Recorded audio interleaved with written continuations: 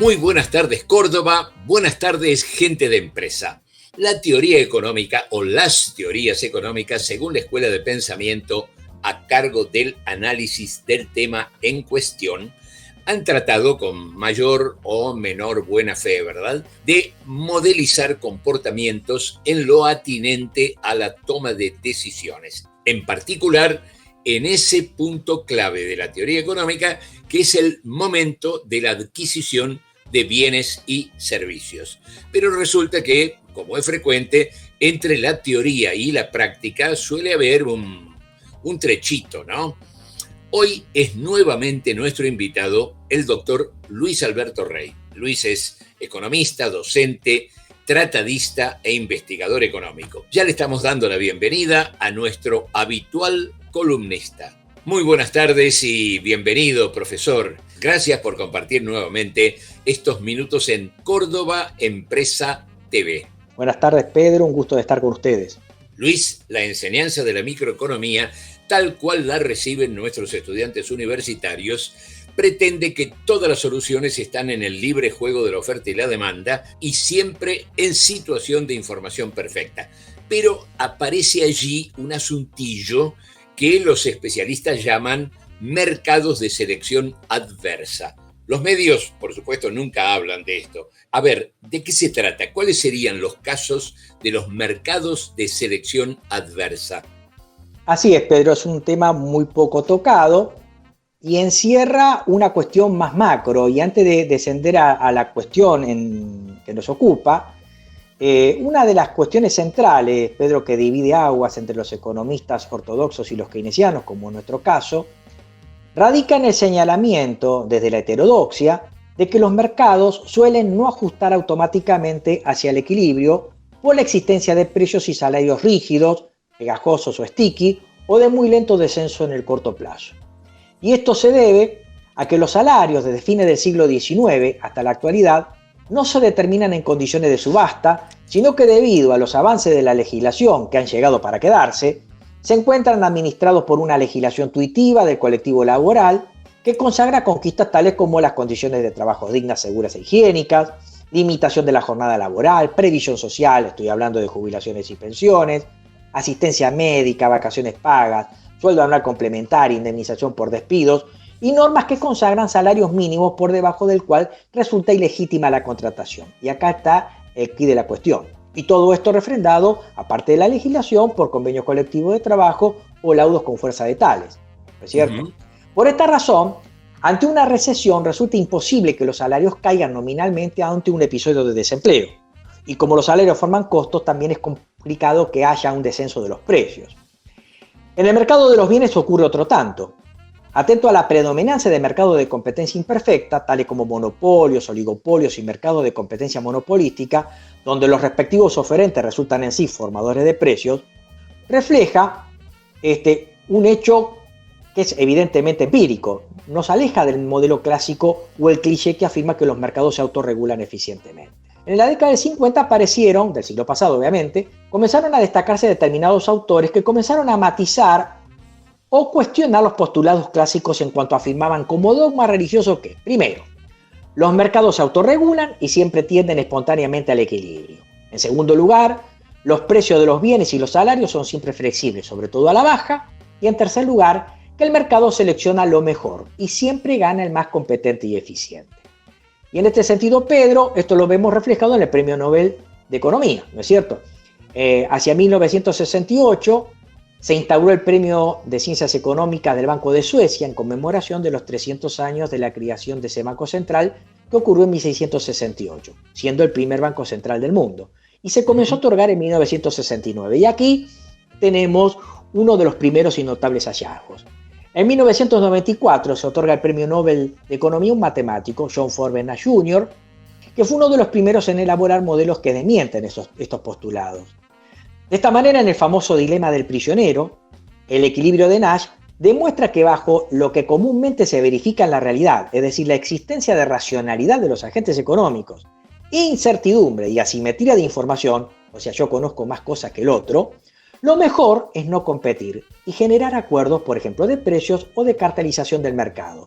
Y que a pesar de estas maniobras colusivas, los acuerdos siempre tienden a quebrantarse, ocasionando una crisis o guerra de precios hasta la llegada de un nuevo acuerdo que reinicie el ciclo. Bueno, por lo que dices, vivimos en un mundo de riesgos, ya que creo que ninguno de nosotros, y ni siquiera las empresas, ¿verdad?, toma decisiones con información perfecta. Exactamente, actuamos bajo racionalidad limitada generalmente. No actuamos con simetría de información conociendo los productos, sus calidades, sus precios pasados, presentes o futuros. O sea, siempre actuamos bajo un esquema de asimetría de información, conocemos poco de las cosas y racionalmente actuamos en función de esa poca información, buena o mala que tenemos, tal cual.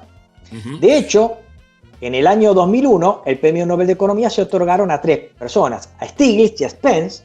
Estos modelizaron el sistema fordista de determinación de salarios en la llamada teoría de los salarios de eficiencia, que sostiene que la productividad laboral se correlaciona positivamente con el salario. En otras palabras, el alto salario es señal de alta productividad, lealtad, adaptabilidad, colaboración, etc. Por lo tanto, si el salario es alto, es una señal de que el trabajador tiene que ser productivo, y una recesión no hará caer estos salarios. Y esto también puede trasladarse al mercado de ciertos bienes donde su alto precio es señal de alta calidad. Por ejemplo, había una famosa marca de electrodomésticos, televisores, alemana, que decía caro pero el mejor. Sí, recuerdo bien esa vieja publicidad. Grundig, caro pero el mejor.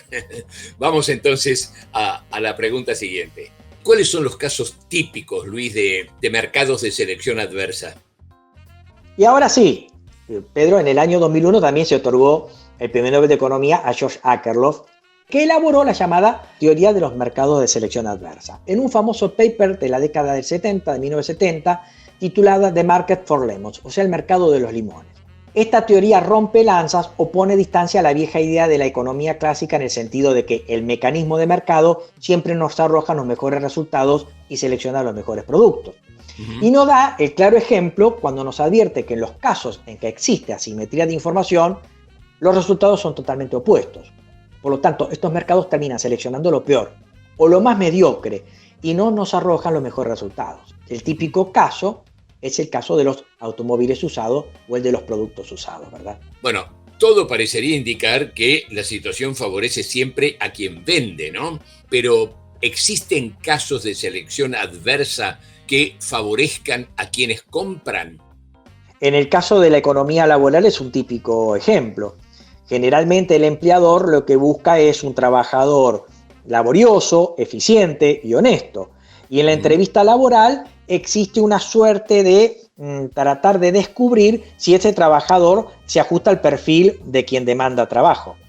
Por lo tanto, en una entrevista laboral engañosa o en un currículum falsificado, puede haber un error por parte del empresario que termina adquiriendo fuerza laboral que no es la correcta o la que él desea de acuerdo al perfil laboral que ha elaborado y ofrecido en el mercado, ¿verdad? En cuanto al mecanismo de cómo funcionan estos mercados de selección adversa, nos tenemos que remitir específicamente a George Akerlof cuando nos señala que en el mercado de los automóviles usados, el valor de los automóviles se determina generalmente por la marca, el modelo y el año de patentamiento. Y asimismo tenemos asimetría de información entre el vendedor del auto, que bien conoce los defectos que te tiene, y un comprador que los desconoce, que solo tiene como información el precio de mercado. Entonces, quien posee un auto usado en un muy buen estado, con un valor estimativo superior al que ofrece el mercado, procede a retirarlo con miras a volverlo a llevar a ese mercado cuando ese auto esté muy deteriorado o hecho un cascajo. Y quien posee un auto muy malo, a punto de fundirse, con caja mala, sabe que el valor de mercado le genera una sobreganancia o renta, dado que ese auto no vale lo que le dice el mercado, sino que vale mucho menos. Sin embargo, como el mercado está fija ese precio en función de los parámetros que hemos señalado, está convencido de que el precio de su rodeado es inferior al que exhibe en ese mercado. Entonces tiende a quedarse en el mercado de cascajos. Entonces tenemos un proceso de selección adversa. El resultado es que el mercado termina seleccionando de manera adversa los autos usados mediocres o lo peor que hay en plaza. Frente a la falta de información real, información leal, adecuada, completa, una transacción podría ser considerada nula, digo, por falta de transparencia para con el comprador o para con el vendedor, ¿no? Si fuera el caso. Si el error que comete quien compra a través de una maniobra dolosa de información o de publicidad genera lo que se llama el dolo malo, o sea que no es vencible aún con información adicional, la transacción sería anulable. De hecho, la ley marco, la Ley de Defensa del Consumidor, la 24240 y sus normas complementarias, que establecen mecanismos de defensa del consumidor, por ejemplo, la cláusula de arrepentimiento. Sin embargo, hay que tener en cuenta que en los casos de que la publicidad pudiera resultar engañosa porque inmiscuye al consumidor en una relación idílica con el producto o servicio que compra, eso entraría dentro de lo que en el viejo derecho romano se llamaría dolo bueno, el cual es vencible con más información. Por lo tanto, ese contrato no sería anulable en el caso de que el error fuera vencible con más información. Por ejemplo, la típica información que se da en los medios de comunicación de que tal producto marca su nivel o que tal producto te da alas. Seguramente comprando un producto no me levanta mi nivel ni tampoco me da alas. Obviamente, y eso es perfectamente verificable con un poco más de información. El ser humano no se convierte en un personaje alado ni volador por el hecho de consumir determinados productos, ¿no es cierto? La cosa no es tan trágica como parece, porque los mercados de selección adversa pueden superarse estos problemas a través de la compra de información. Y a través de esa compra de información se logra cierta simetría de información. Por ejemplo, esto lo tenemos en aquellas empresas que se dedican a comprar automóviles usados, revisarlos íntegramente y dar una garantía a quien compra, ¿no es cierto? Y en ese caso, el precio que se le paga, la comisión que se le paga a esta empresa, sería un poco pagar por información. Del mismo modo, cuando uno va a un mercado de automóviles usados, siempre va acompañado con un mecánico que ha contratado a los efectos que el mecánico lo revise y dé el visto bueno para la operación. Eso es comprar información y eso redunda en una suerte de quiebre de esa asimetría de información, pero a través de la compra de información, a los efectos de que se rompa esa asimetría y nos acerquemos a la simetría de información. Excelente, Luis. Muchísimas gracias por tu gentil participación en nuestro espacio en Córdoba Empresa TV. Esperamos volver a contar con tu presencia y capacidad docente dentro de muy poco tiempo. Muchas gracias, Pedro. Lo mismo digo para vos, para tu audiencia y tus colaboradores. Te saludo y bueno, les mando buenas tardes a todos y nos vemos. Gente, clarísima la explicitación de este tema, ¿verdad?